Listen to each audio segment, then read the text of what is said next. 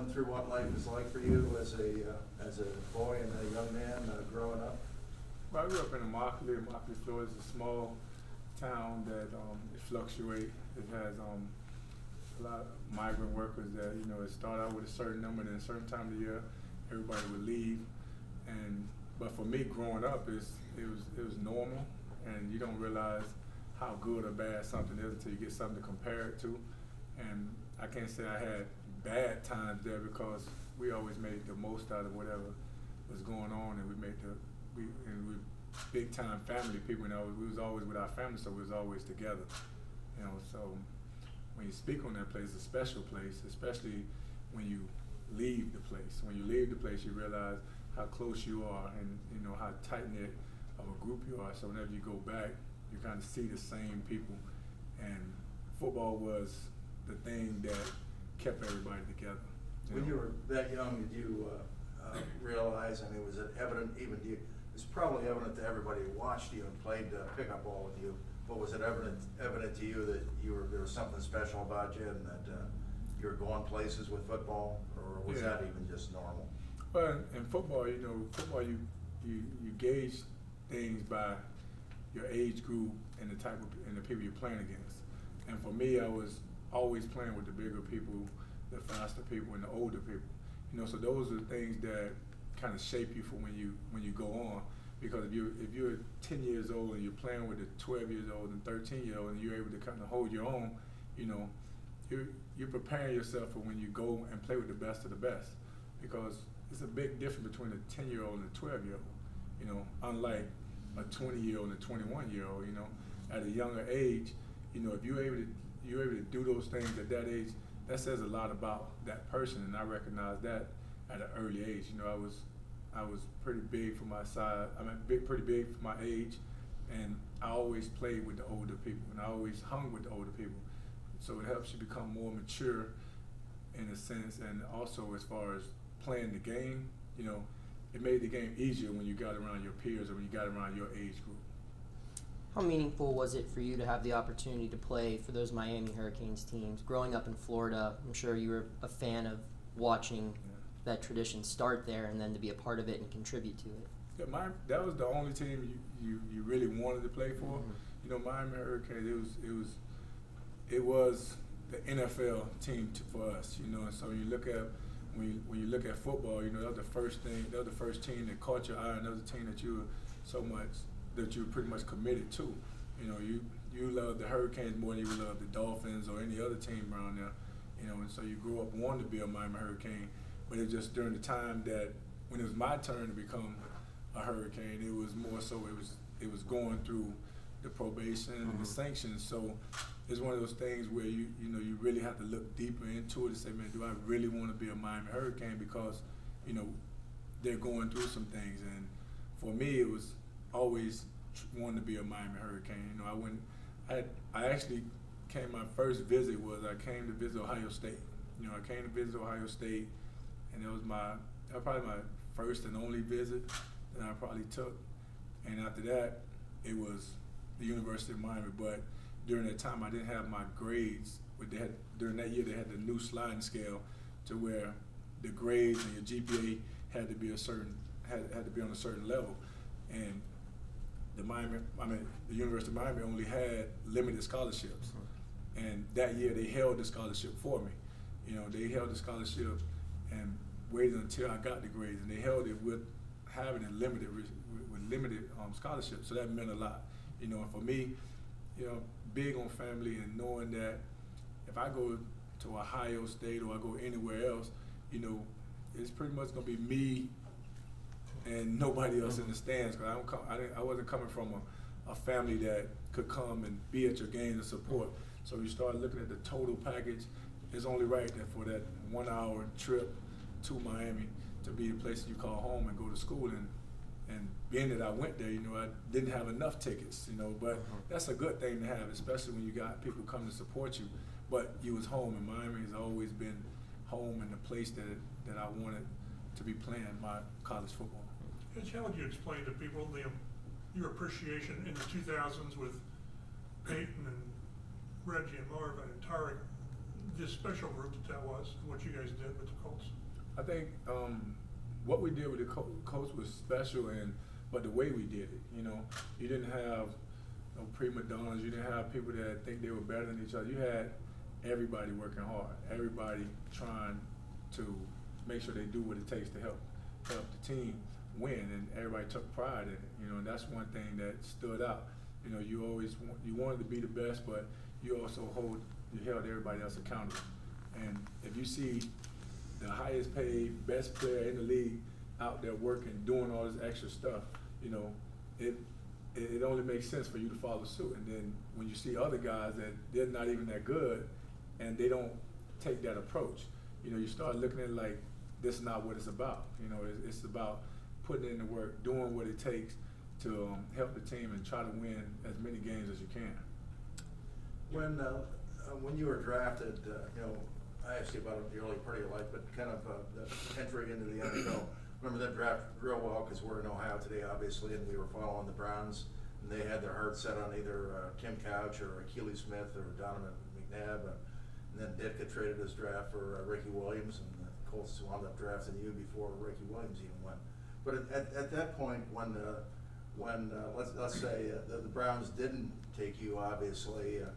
And I know they were thinking about Champ Bailey. They kind of thought he was the second best player or the most guaranteed player on the board. What was in your mind about maybe what a team like the Browns that probably could have used you in retrospect as a Hall of Fame type player?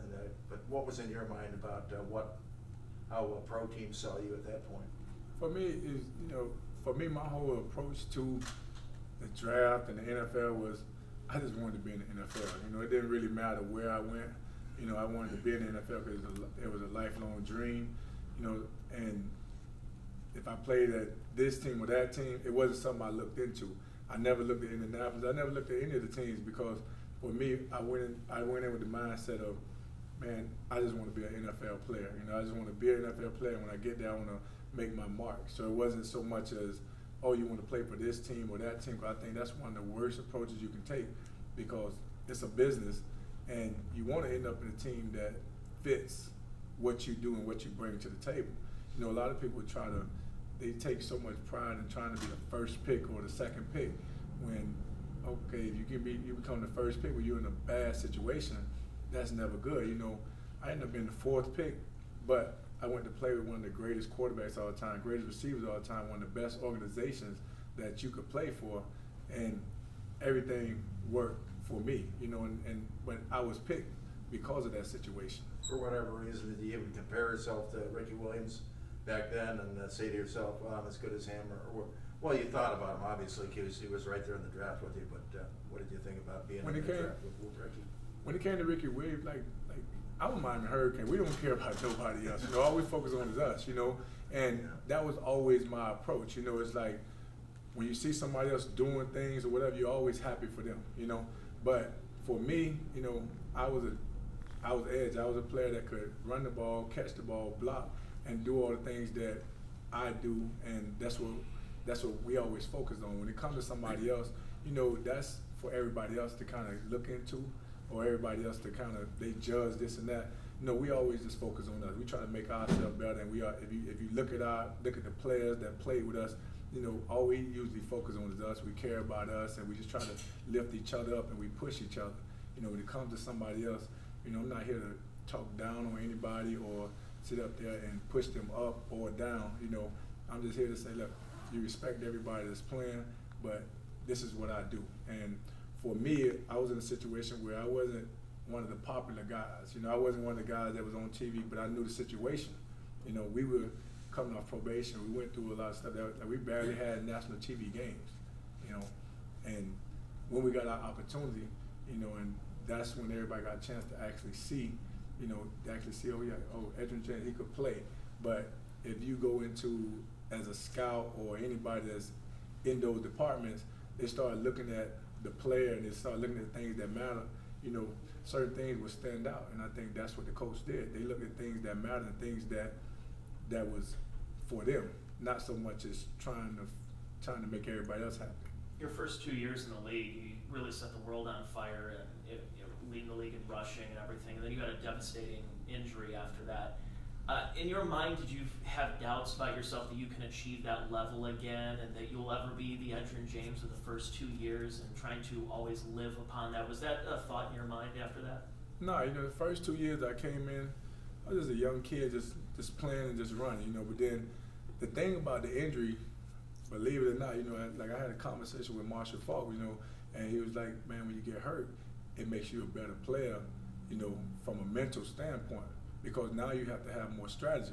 And so I took that approach, you know, I took the approach to say, man, you know what, I got to learn more about the game. You know, the first 2 seasons, like, it didn't matter. You just give me the ball and run. It doesn't matter what the line does. It doesn't matter none of that, you know.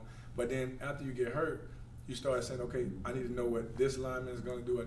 I didn't know what everybody's doing, and that actually made me and Peyton's relationship even better, because now I'm seeing what he's seeing. I would say, okay, Peyton, what do you see, or what's going to make you change this call, or what type of look going to make you go from a run to a pass? You know, those things right there just make your game go up to another level. So when you're younger, you're just running, but as you get older, so the game just slowed down, and it actually gets easier and easier. You know, the first year back from injury, you know, it was a little bit tougher because, you know, you're in between that young person and the person that's got to learn. But then the second and third year, you know, I think I ran for 1,500 yards back to back, you know, and it was a breeze. But I understood the game a whole lot better, and it made you become a student of the game. Have you been to the Pro Football Hall of Fame before today? Yes, I've come twice. I came for Coach Dungy and Marv, and I came for Air Reed. What were some things that stuck out to you the first time you came here? The first time I was just kind of just here, you know. Like this time right here is more detail. You're really paying attention to stuff, you know. It's when your first time you come, you want to walk through, look at the bus, and you know you think that's what it's about, you know. And you're more into what's going on in the city, like nightlife. You want to hang out, you know. But now it's like you're really starting to see that they have a group of people that really care about this place. They have a whole town that embraces this Hall of Fame. The whole Hall of Fame thing, you know, and it means a lot to all these people that's here, and now you're looking at, you get even like today I walk away with a greater appreciation for the Hall of Fame because you're seeing things that you didn't know exist. Is this a place? Coaches, you got to follow. Yeah, I was gonna say, was this a place that you envisioned yourself being in? Was this always a goal for you, or is it always just to win football games and do your best, and this might happen if you do that? No, you always from the first day I came to the NFL, I said I want to be one of the best to ever play. You know, I've always watched what everybody's done. I've always monitored everything. I knew exactly where I was at, you know, and so being in the Hall of Fame is something that I've always expected. But you know, certain things happen and you just don't know how, because you know things that kind of get you off path, you know. But they end up being right where I'm supposed to be. The two coaches you played, head coaches you played the longest for, were Butch and Tony Dungy, and they both had defensive coordinator type backgrounds. Did you get to know them real well? I'm going to ask you to comment on them either way, but I know they were both defensive guys and maybe not in your room all the time like an offensive head coach would be. But what are your recollections of Butch and Tony Dungy? All right, well, we'll start with Butch Davis. Butch Davis, you know, he brought me in to the University of Miami. And Butch Davis he prepared me for the NFL. Butch Davis had us practice like the pros. He had a Dallas Cowboys background, so our practices would be just like the pros.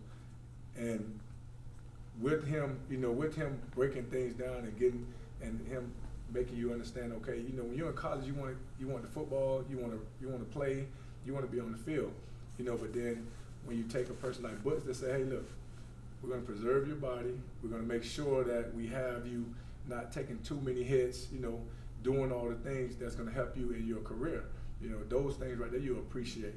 And as far as him on the defensive side, he was the coach. You know, he would just coach and make sure we were doing things the right way. And then when I go to Indianapolis, you know, a lot of guys, you come in with your rookie class, a lot of guys, they wasn't used to the routine or the way practice went and everything. For me, it was the norm, and that comes from the way Butch did things. Butch had us do the same exact type of practice that the Cowboys was doing, you know. And so it was like I was in familiar territory. So it was like I was somewhat ahead of my peers that came in with me as far as practice schedule and the way things went. And then when you fast forward to Coach Dungy just not just as a defensive coordinator, as a man. You know, Coach Dungy, you know, you appreciate him so much more as a man because, you know, his whole thing, be a pro. You know, pros do things a certain way. You shouldn't have to beg a person to do this. Shouldn't have to make a person do certain things. You do things the professional way. You know what you're here for. So we would practice hard. We would do what we're supposed to do without somebody having this yelling or on your back. You know, and it was all because of the way he treated you, the way he went about things. And one of the most important things about him, it was always family first. You know, if you had a family situation, he always encouraged you to take care of your family, do things for your family or do things with your family if it's important. You know, football wasn't the first thing. And in this business, you know, everybody else, football is the first thing. And so when you look at both coaches, they prepare you in separate ways and it has nothing to do with the defensive side of the ball. Why did you decide to have Jimmy present you?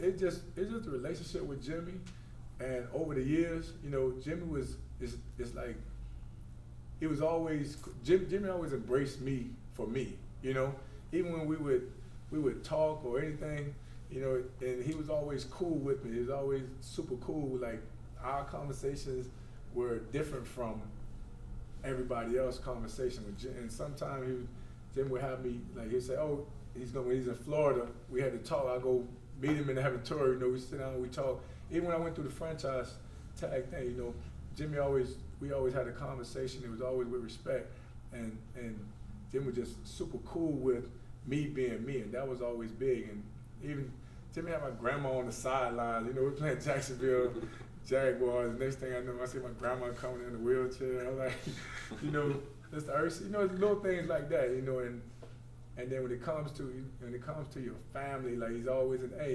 you ever anything for your family. I'm in a position, I'm not where I'm saying I need this or I need that, but just to have people like that in your corner is always good.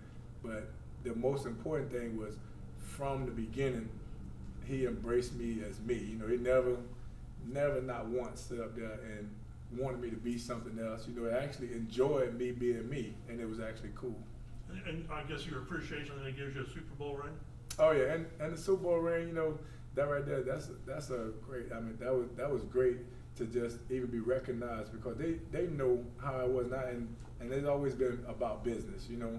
And I've always taken a business approach to this game. It was never no hard feelings on anything because we're doing what we have to do, you know.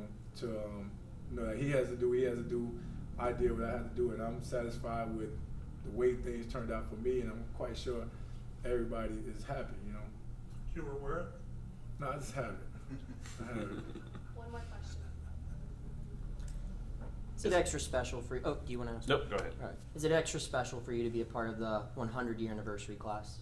I mean, I think everything fell in line for me, you know, but I think anybody, if you put me in here last year, the year before, any year, I think any guy that has played in the NFL to actually be in this room or to be a Hall of Famer, I don't think they can say 1 year over the other year. You know, for me, it just fell in the right time, you know, and it was part of this one big class happened in Miami, you know, and so it's everything just like I always have good stuff happen for me. Do you mind saying real quick who your favorite backs are now?